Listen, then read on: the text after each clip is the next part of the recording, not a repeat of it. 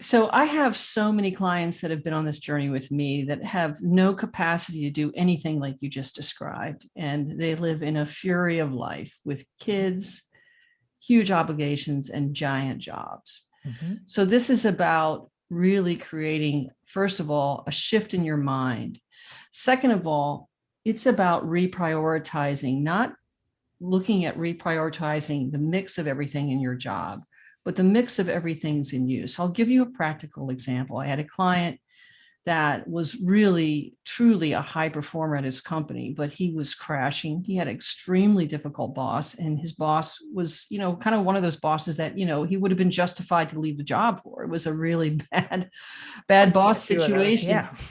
Yeah. And he was taking this into himself and basically trying to outreact his boss in his job, right? And try to outpace the reactions and keep everything under control.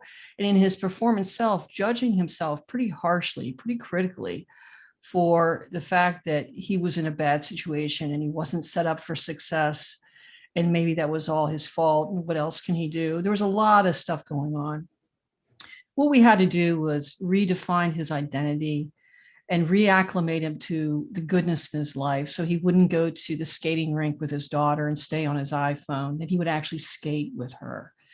That instead of rushing from meeting to meeting and falling into the reactive scenarios that was created by the boss and the situation he was in, he would take command and give himself his own balcony time, his own time above the fray, and rethink and go ask new questions and create anticipatory time between his meetings in his day so he wasn't slammed in blindly from one thing to the next, and courageously start restaging how they were meeting, how they were having conversations, why they were having conversations, and not just being responsive to a pattern of behavior that wasn't productive for the relationships, but instead introducing new patterns.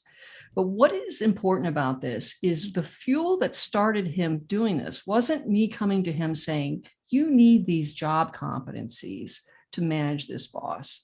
It was more of a conversation is, your peace self. Your peace self is extremely powerful.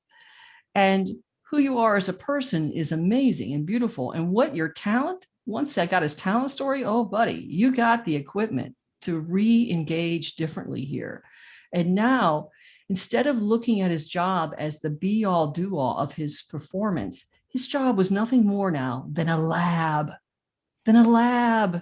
And he could experiment with what he was going to surface that was actually already in him. He just allowed it to lay dormant. And so he became more self compassionate with his boss and himself.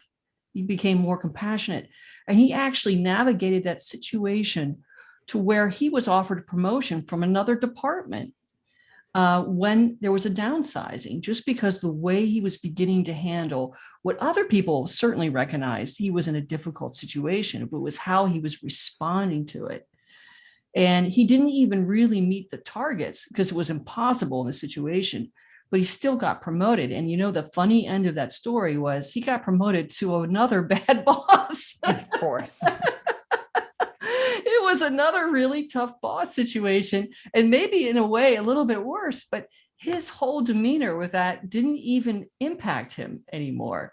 And so it's interesting because the equipment we have is grounded in our wholeness, and that's what I'm trying to get to. And I know I'm using some high level language there, but that example hopefully starts to tap into what I'm talking about, the paradigm shift of Right. how you get to that point and how it changes all these critical behaviors that allow you to thrive in really very difficult, complex situations.